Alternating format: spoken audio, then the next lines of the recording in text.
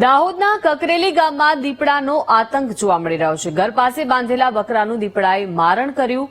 થોડા દિવસ પહેલા બે દીપડા ગામ તરફ જતા હોવાનો વિડીયો પણ સામે આવ્યો હતો। વન વિભાગ કાર્યવાહી કરે તેવી હવે સ્થાનિકો માંગ કરી રહ્યા છે। અત્યારે લોકોમાં ભયનો માહોલ જોવા મળી રહ્યો છે।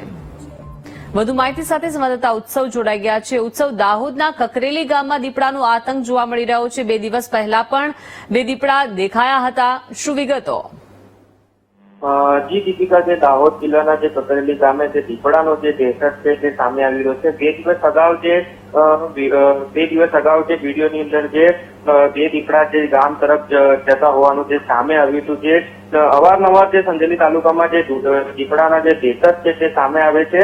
જે કકરેલી ગામે જે ઘર આગળ જે બકરીઓ જે બાંધેલી હતી ત્યારે જે દીપડાએ જે બકરી ઉપર હુમલો કરીને તેનો શિકાર કર્યો છે। સ્થાનિકોની હાલ તો જે માંગ છે કે જે વન વિભાગ છે તે દીપડાને પકડવા માટે પાંજરું મૂકે અને જે દીપડાનો દહેશત છે તેને રોકે છે।